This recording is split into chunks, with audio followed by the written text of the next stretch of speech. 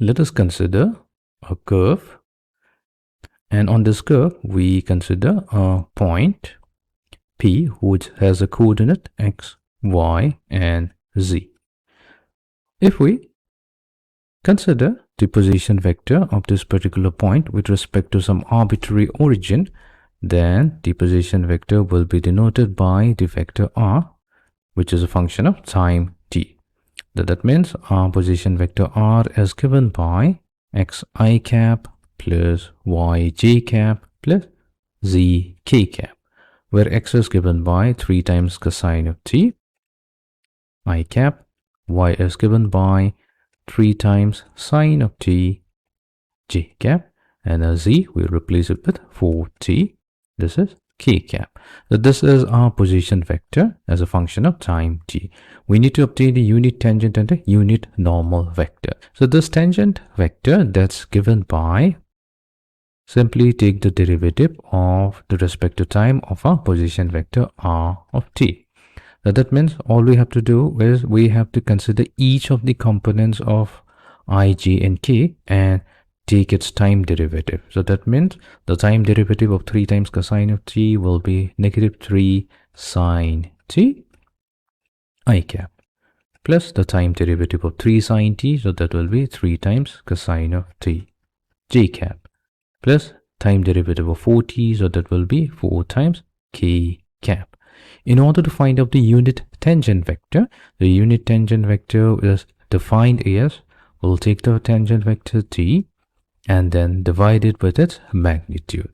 So let's obtain it. So we have negative 3 sine of t I cap plus 3 times cosine of t j cap plus 4k cap, and we have to divide it by its magnitude. So the magnitude will be, take the square root, and then we will square each of the components and add them to each other.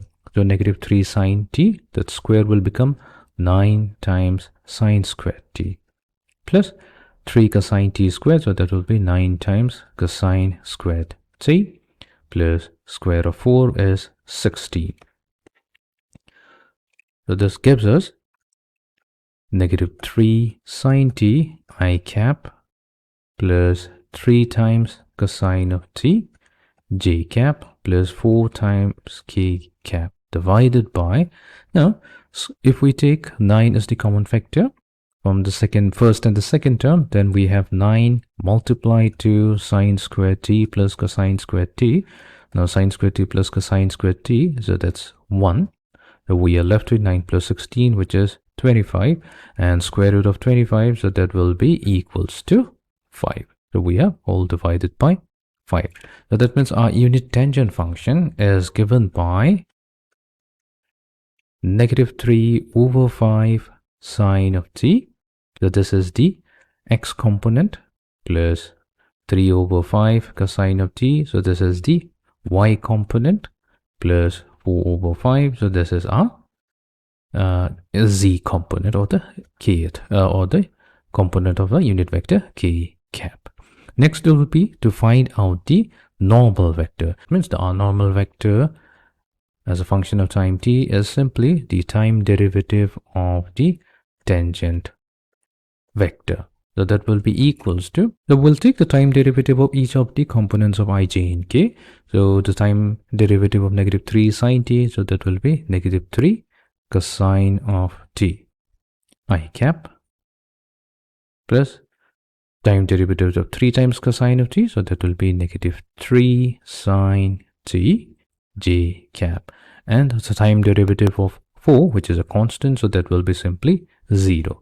So this is our normal vector, but we have to obtain the unit normal vector. So for that, let's find out the magnitude of the normal vector.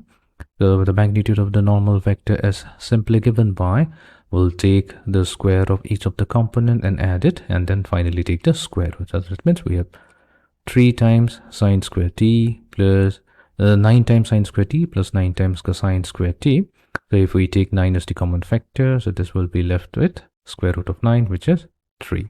Now that means our unit normal vector, the unit normal vector will be simply the normal vector divided by its magnitude. So that will be equals to, so we have negative 3 cosine of t I cap, negative 3 sine of t j cap, all divided by 3, or simply negative cosine of t I cap minus sine of t j cap. So this is going to be a unit normal vector.